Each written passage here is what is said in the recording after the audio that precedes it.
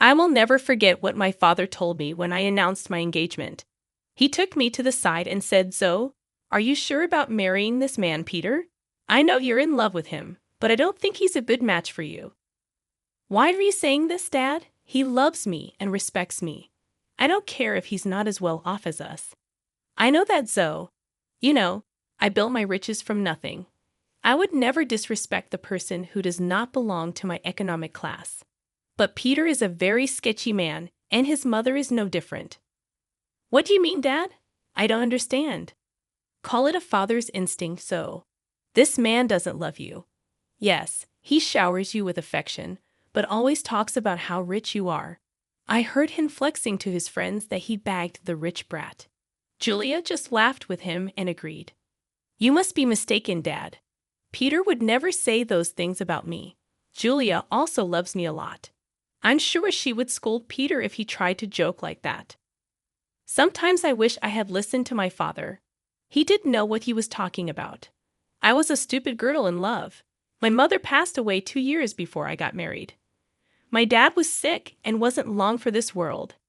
I was desperate to hold on to something that would give me the will to live. Peter and Julia became those people. My dad was a rich man.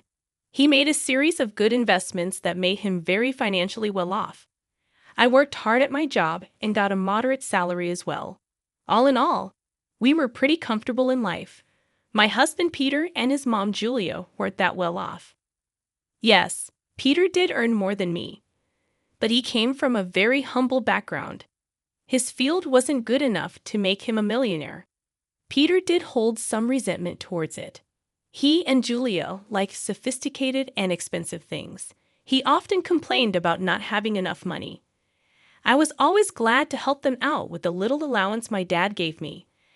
I even let Peter and Julia move into my house after marriage, but neither Peter nor Julia were happy with my house. They said, "It's such a shame that you live in a small house. Your dad literally lives in a mansion. How come you bought such a small townhouse?" "I don't earn a lot, Peter. Dad lives in a mansion because he has lots of money. I'm a simple office employee earning a moderate salary. This house was difficult for me to buy as well. Dad helped me out with the down payment." "Well, if he helped you out, he should have got you a better place. I'm sure your mom had left him something to give you when you became older." "I'm not entitled to anything, Julia. Whatever my mom left behind is my dad's now. She died suddenly, so there was no will. I don't mind if I don't get anything. I'm happy with the way things are." "That's a ridiculous thing to say, Zoe. I sure would have loved to inherit a lot of money. You know what? Your dad should trade houses with us. He lives alone, so he doesn't need the space anyway, right, Mom?" "Yeah, Peter's right, Zoe. You can ask." "Absolutely not. That house is my dad's, and he deserves to live comfortably as long as he is alive."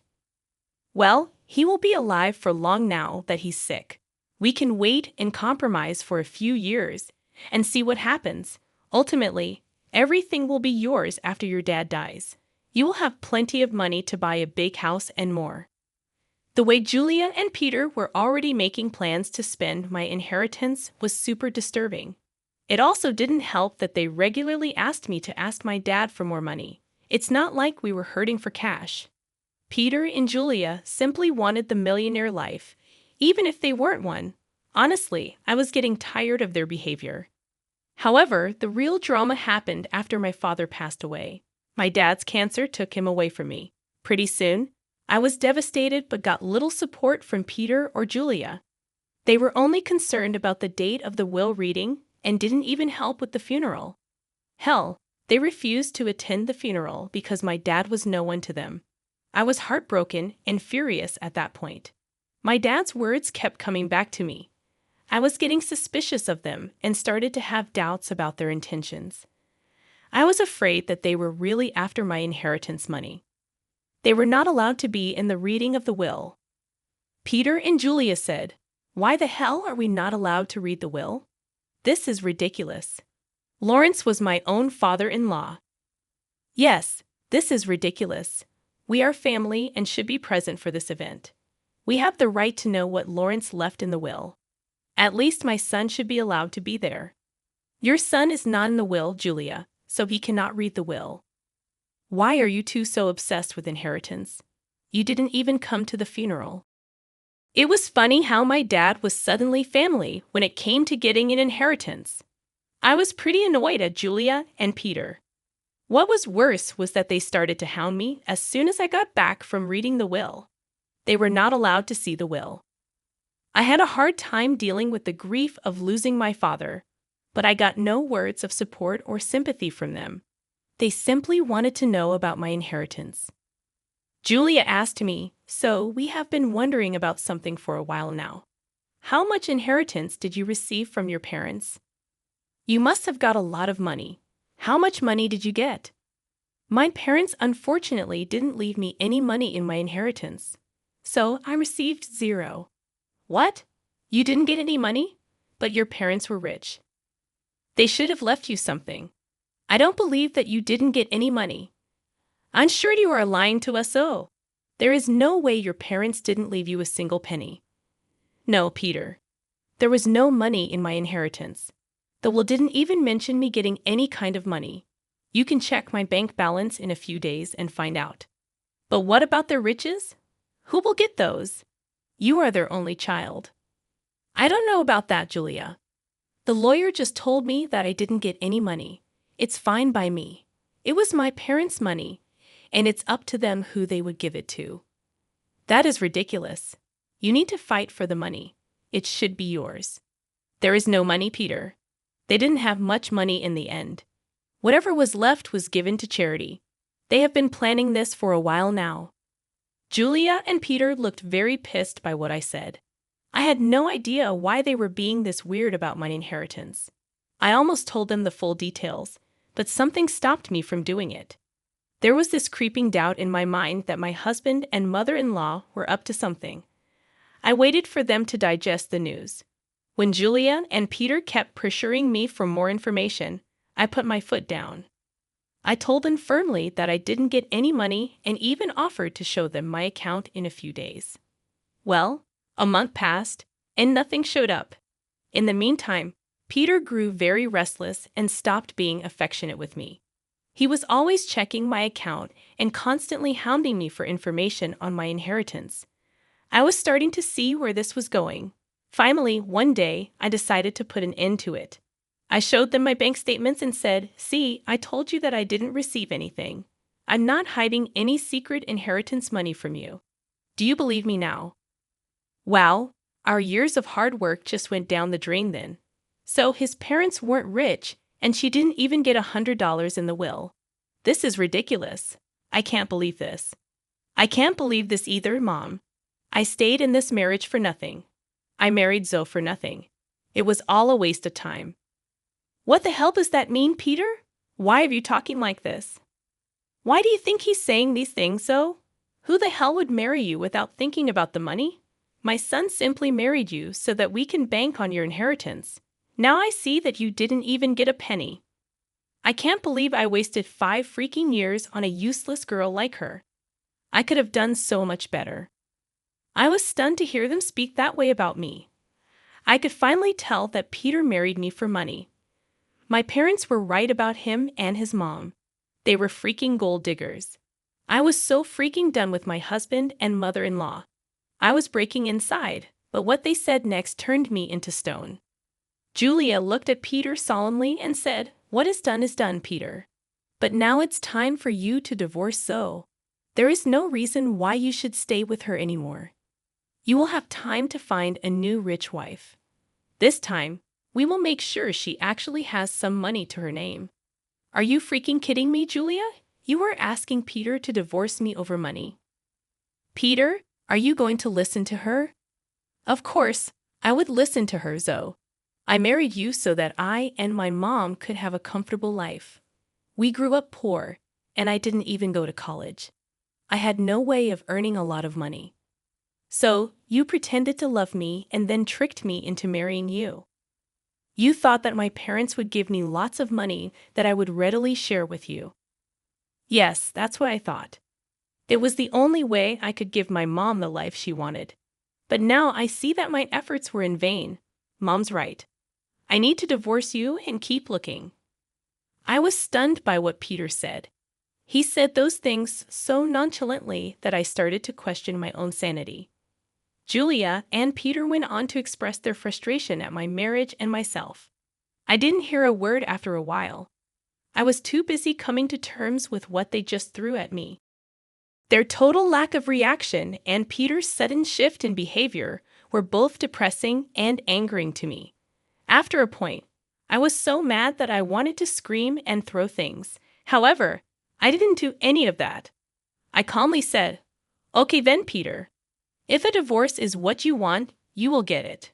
I was never the one to say no to your demands.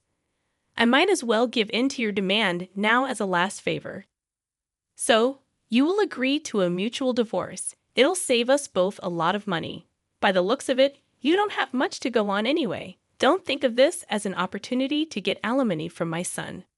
We will fight you tooth and nail before you give up that dream. You better preserve your lawyer fees and agree to a mutual divorce. It'll be best for you." You're right. I don't have a lot of money right now, so I decided something. I will agree to a mutual divorce, but you have to sign a clause saying that we won't share any of our assets with each other. That's not a problem at all. You don't have much, and neither do I at the moment. If you can forego alimony, I'll agree to sign a divorce and won't claim anything from you. Me and Peter discussed the details of the divorce and made sure we were on the same page. I could see that Julia and Peter were both happy about me not making a fuss out of the divorce. I guess they didn't expect me to be so calm about it. Truth be told, ever since that day, I have been crying on my way to and from work. I used to sit in the parking lot of my office and cry for an hour before and after work. Peter never noticed my puffy eyes or even asked why I was leaving early for work and coming home late. Julia didn't even bother looking at me after she discovered that I had no money. All of their behavior just made me even more determined to get out of the marriage as soon as possible. I actually had Peter and Julia move out of my house to a rented space in the neighborhood. They soon settled in while we waited for the divorce to finalize. True to his word, Peter didn't demand a share of my house. I also didn't ask for alimony. In his eyes, it was a fair deal. Well, he had no idea just how far I made things out to be. He came to know about it on the day our divorce was finalized. I went over to his new rented space to drop off my wedding and engagement ring. So, I just wanted to return these to you since the marriage only brought bad times in my life. I don't want to have any memory of it.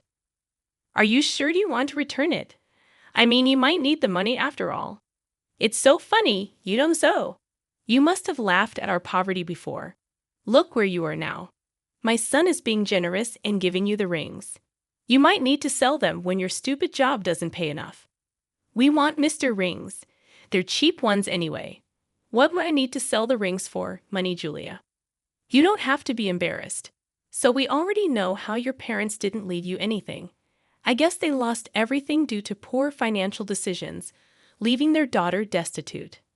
At that point, I laughed very loudly in her face. Julia looked confused, and so did Peter. I could tell that Peter was somewhat annoyed by his mother's behavior, and he was also surprised at my laughter. Julia said, "Why the hell are you laughing, Zoe? Did I say something funny?" "It's freaking funny how you think I'm destitute, Julia. It's also funny that you think my parents lost all their fortune." "Well, of course, you're destitute. Your parents didn't even leave you a penny.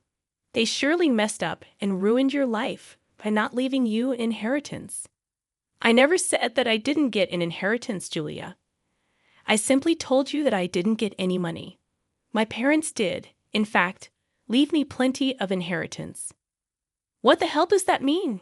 You have an inheritance." I'm so confused.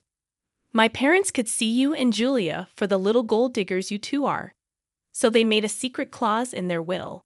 It said that I would receive no monetary inheritance. Instead, I was given this entire neighborhood as my inheritance." "What? You own this neighborhood now. How is that possible?" "We would have known about your inheritance if this was true. We even signed the lease with an estate manager who didn't tell us the name of the owner. My parents wanted me to wait for a year before I got my inheritance. They wanted me to test you too and see if you are really with me for money or love. Well, of course, you failed the test, and now you won't get anything from me. Also, the estate manager was appointed by my parents to take care of the property before I inherited it. They were smart people, you know. That is impossible. I don't believe a word you're saying. You're just embarrassed because you don't have money anymore. Oh, really, Peter? Is that what you and your mother have concluded from this? Well, why don't you call your landlord and find out from him? Don't worry, we would do that. Then everyone will see just what a big liar you are. Julia and Peter called their landlord and asked about what I said. Since their landlord was the estate manager, he told them everything. Julia and Peter were stunned. They looked really panicked. After cutting the call, they said, "You lied to us. You tricked us into thinking that you don't have anything, but you own the entire housing society now. How dare you trick us so? You wanted all your riches to yourself, so you tricked Peter into divorcing you and made him sign papers that he wouldn't claim anything from you." I laughed at their audacity to turn this one on me. It was finally dawning on them that they had messed up royally, and now it was time for some sweet karma. I said, "It's funny you accused me of tricking you too, Peter. You tricked me into marrying you by telling me that you love me. Julia, you helped your son in this plan, and you were the one to tell him to divorce me. If anyone here was being a scammer, it was you two. As for my inheritance, you asked me how much money I got, and I answered truthfully. This was all a misunderstanding. So, what happened is in the past. Why don't we just try again in the new light? We did spend 4 years together. It would be a shame to throw it away. So now you want me back in your life. Funny how you were desperate to start afresh with a new girl. I hear that you are already seeing someone rich. Don't worry, I'll inform her about what a snake you are." Peter and Julia started to beg me not to mess up this new relationship. Peter told me that since I wasn't ready to give him another chance, I shouldn't mess up his future. I told him to freak off. Also, I informed them that I will kick them out once the property is transferred to my name. They panicked at that and started to beg me even more. In the weeks that followed, Julia and Peter showed up at my house to beg me to forgive them. Peter and Julia already have an eviction on their record, so it is unlikely anyone would give them rent. The only reason they were staying on my property was that I asked the estate manager to allow it. I also called Peter's new victim and told her everything. She was horrified by what Peter and Julia did and broke up with him instantly. She even showed me the texts. After this fiasco, Peter and Julia beat down my daughter, called me names. I promptly called the police and had them off my property. After I got my inheritance in my name, I kicked them out very swiftly. They didn't expect me to go through with the threat. They did show up on my property again, and the police were called. The cops gave them a stern warning, and I filed for a restraining order. Turns out the entire town knew about what happened. They were essentially disowned by friends and had to leave the city to start afresh. Meanwhile, I'm enjoying my new wealth and am finally free from gold-digging leeches.